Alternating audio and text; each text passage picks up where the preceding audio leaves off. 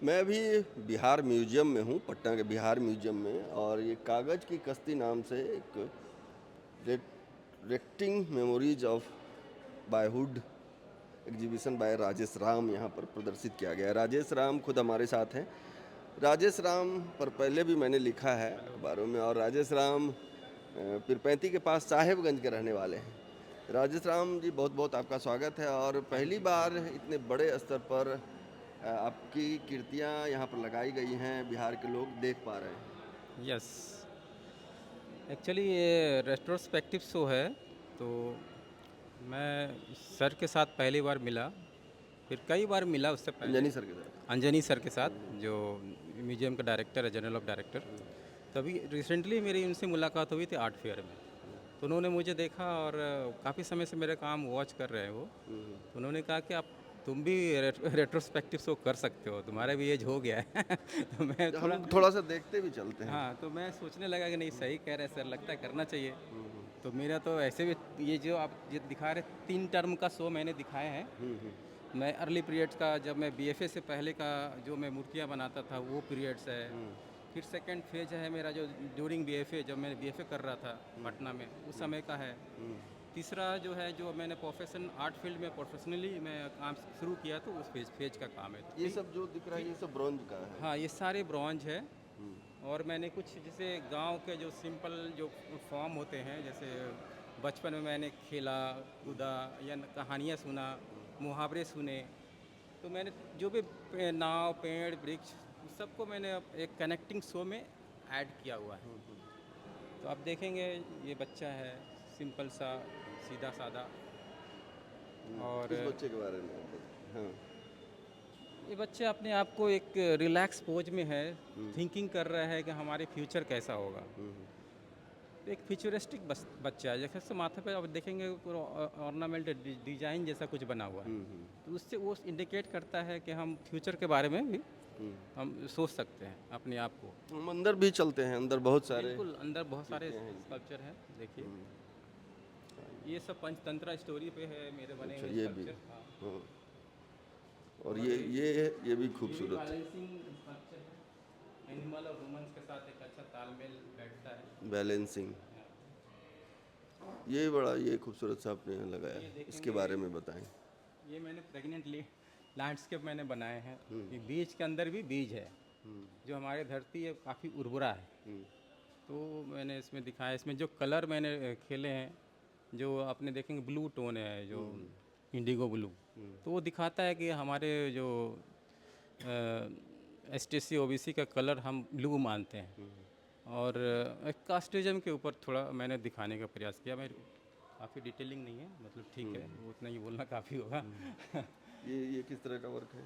ये ceramic work है जो मैं लॉकडाउन के समय में बनाया था। लॉकडाउन के टाइम पे क्या है कि मेरे पास मटेरियल नहीं थे, तो क्ले ही उपलब्ध था, तो जिसके वजह से मैं ये सब काम उस समय कर पाया।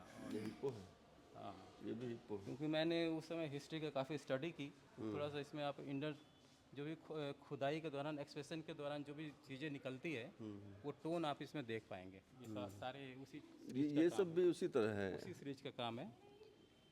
इसमें ये अजंता एलोरा एवोल्यूशन को भी आपने। एवोल्यूशन के ऊपर है, जब हम धीरे धीरे कैसे मंकी से इंसान में कन्वर्ट हुए, होमोसेपियन में, वो सीरीज को मैंने दिखाया। इसमें 10 पीसेस बनाए हैं, तो इसमें तो थोड़ा कम लगा है। तो ये है, ये भी है, जैसे होता है ना वो कि एक मेमोरीज है, जो माइग्रेशन के समय लोग, बड़े बुजुर्ग जो घर पे लटक जाते हैं, और फैमिली में जो बच्चे बड़े होते हैं वो बाहर चले जाते हैं कमाने के लिए, तो ये सब जो छूट जाता है लाइफ में।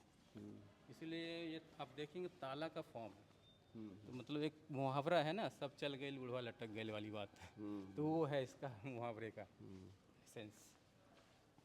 इधर कुछ पेंटिंग्स भी हैं आपकी। पेंटिंग भी है ऑयल कलर का, ये भी वाटर कलर का पेंटिंग है। ये मेरा कॉलेज का वर्क है, जब मैं स्टडी कर रहा था बीएफए के दौरान। आपने तो यही पटना आर्ट कॉलेज से बीएफए किया है। हाँ, पटना आर्ट कॉलेज में मैंने ये स्कल्पचर बनाए थे। कितने साल पुराना है ये? ये 2002 का है, तो मतलब आपको 24 साल तो हो गए, 24-25 साल हम्म। बनाए हुए।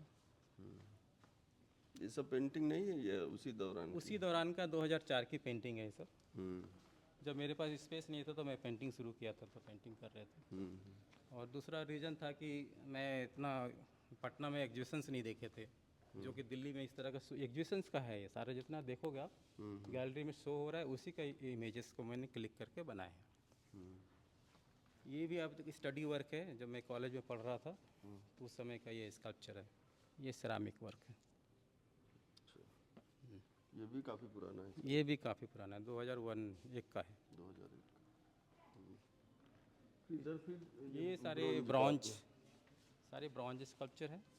बच्चे बहुत आते हैं आपके। बच्चे, हाँ, जैसे मैंने चाइल्ड मेमोरीज़ के ऊपर मैं काम करता हूँ, बचपन की जो मुझे यादें हैं, जो मैं अपने आप को ही इंट्रोड्यूस करता हूँ अपने काम में, वो में जो बचपन का वो क्षण है, इंसान के अंदर जो बचपना है, उस चीज़ को मैं कैद करके एक तरह का बचपन को सबके अंदर वो जगाने का काम किया है। हर इंसान के अंदर एक बचपन होता है, तो उसको देख के थोड़ा सा मुस्कुराहट तो आती है उसको, इसको आपने थोड़ा गणेश जी और ये सांप और ये बचपन ये सब कुछ दिखाया है। क्योंकि हम एक जिस संस्कृति समाज में रहते हैं, स्पिरिचुअली समाज में रहते हैं, तो एक तरह का अपने आप को फील करते हैं कि हम भी गणेश है, हम भी महादेव हैं।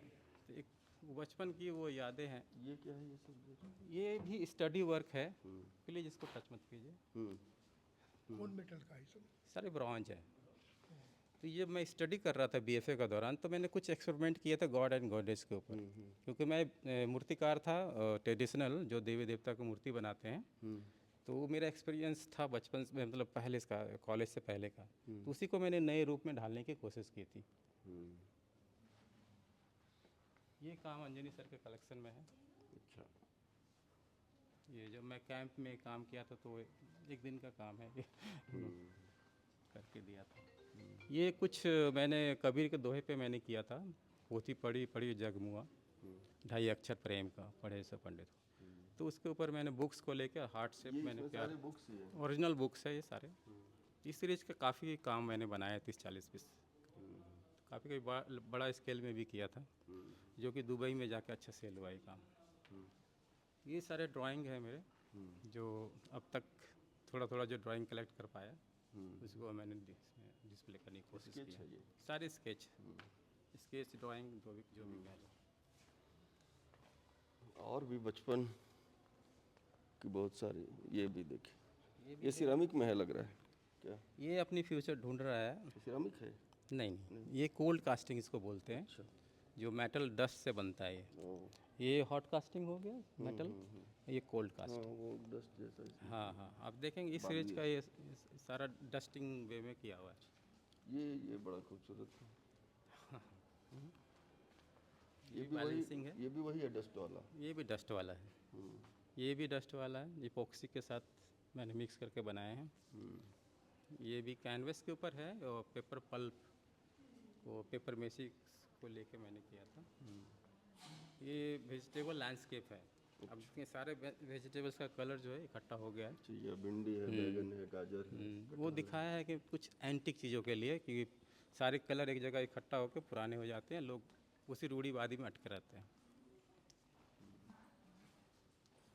वही नेगेटिव पॉजिटिव, अब किसी चीज़ को बहुत एनहेंस करना होता है तो उसको मैं चमक देता हूँ, तो वो और फोकस हो जाता है, तो लोग पूछते चमक क्यों, तब फिर मुझे बताता हूँ मैं उस चमक देने का। कजली वाले रंग का बहुत आपने यूज किया है हर जगह ज़्यादातर। कजली दिखाता है पास्ट को ज़्यादातर, मतलब धीरे धीरे जमता है वो, तो एक पास्ट को इंडिकेट करता है, तो उसका वो सिंबॉलिक है मेरा।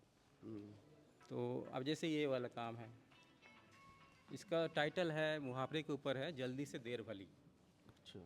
तो एक बच्चा है जो अपने पेरेंट का इंतज़ार कर रहा है, मुर्गा है, गठरी है, मतलब आप देखेंगे कि आपके घर वाले चले जाते हैं तो सब लोग इंतज़ार करता है आपका। इसमें लिखा भी है, जल्दी से देर भली। पूरा राइटिंग किया हुआ है इसके अंदर, तो वो ये दिखाया कि वेट कर रहा है।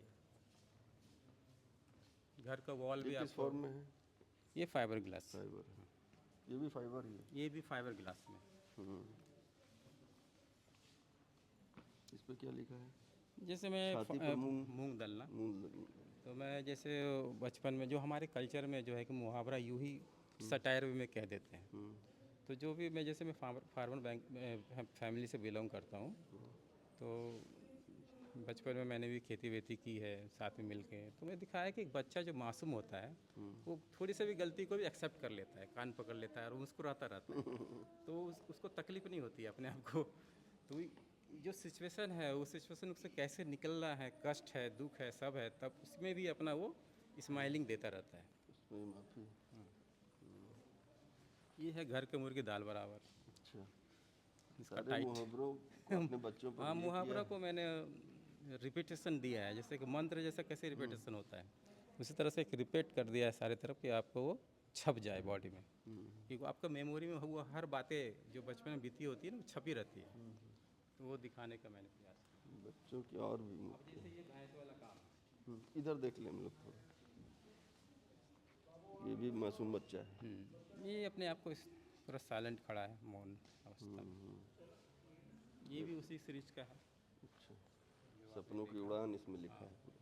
इसमें भी सपनों की बड़ा और ये भी स्ट्रगल को मैंने दिखाया कि एक हाथ पीछे होने की वजह दिखा रहा है कि बहुत सारा लोड को उठाने का प्रयास कर रहा है, वो एयर में है, दिखाई नहीं दे रहा ना, वो एक लोड है इसके सर पे। और ये शुतुरमुर्ग पर बैठा हुआ बच्चा। ये एक इसमें मैंने दिखाने का प्रयास किया है कि बच्चा जो है, बच्चा शुतुरमुर्ग का जो नेचर होता है, जब खतरे होते हैं तो अपने सर को छिपा लेते हैं मिट्टी में, तो वो जो बच्चे को जो कुछ कहना होता है या फिर जैसे हम लोग शाही नेचर के हैं तो अपना बात बगैर कहे ही अपने आप को छिपा लेते हैं, तो उसको हम पॉलिटिकल इशूज़ के साथ भी बहुत अच्छी तरह से कनेक्ट कर सकते हैं। तो एक समाज में मतलब एक छोटा सा मेरा मैसेज है इसके थ्रू। ये काम जैसे आपका ये बच्चा बहुत बुलंदी से खड़ा है। हाँ हाँ वो अपने आप को फील कर रहा है, जैसे हमारे जो बिहार में है चंद्रगुप्त मौर्य, तो वो अपने आप को ही चंद्रगुप्त मौर्य समझ रहा है। तो ये दिखाया कि भैंस का जो कलर होता है ना ब्लैक होता है, तो ब्लैक वॉल जो है हम कुछ भी स्टोरी लिख सकते हैं, तो इसमें मैंने कहानियाँ लिखी है, गांव की कहानी। तो जितने भी देख रहे हैं मार्केट है, लोगों का दिनचर्या जो लाइफ है वो मैंने उसमें इनग्रेव किया है, और बच्चे जो अपने आप को फील करता है कि हम तो पूरा शेर है, चंद्रगुप्त मौर्य है, उसके वंशज हैं। तीन बच्चों में बॉयज ज़्यादा हैं, गर्ल्स कम हैं। ऐसा नहीं है, गर्ल्स एक भी है, गर्ल्स वहाँ है, तो और डिस्प्ले नहीं हो पाया, एक गर्ल्स वहाँ है, हम लोग चलो देखते हैं थोड़ा। स्पेस नहीं होने की वजह से डिस्प्ले नहीं हो पाया, लेकिन चलता है। गर्ल्स यहाँ पर, ये भी गर्ल्स हैं, ये से बॉय है। अच्छा, एक्चुअली बॉय मैं खुद का स्टोरी मैंने लिखा है ना, तो मैं इसके बाल थोड़े लंबे हैं तो मुझे लगा अच्छा मछली जैसे हैं। मछली है वो, तो बिल्ली और मछली का एक कनेक्शन बना, तो यही है स्टोरी है। कैसा लगा यहाँ पर एग्जीबिशन लगाकर लोगों के बीच बिहार में? ये तो मेरे लिए बहुत बड़ा अपॉर्चुनिटी था, जो अंजनी सिंह के तरफ से मुझे ये ऑफ़र मिला था, जो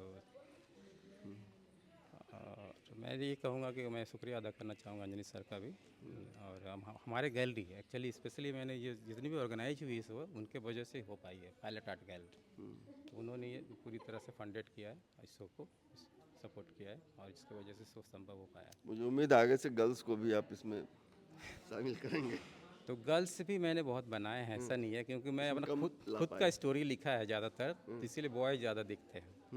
हाँ, तो खुद सेल्फ इंट्रोडक्शन है मेरे काम।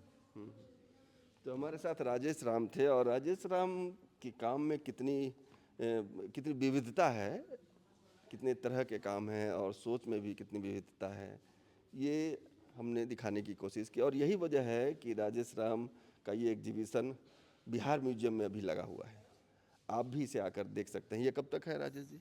ये 7 अगस्त को ओपनिंग हुआ था और 6 सितंबर तक रहेगा। 6 सितंबर तक आप आकर यहाँ इस प्रदर्शनी को देख सकते हैं। प्रणय प्रियमवत, पटना।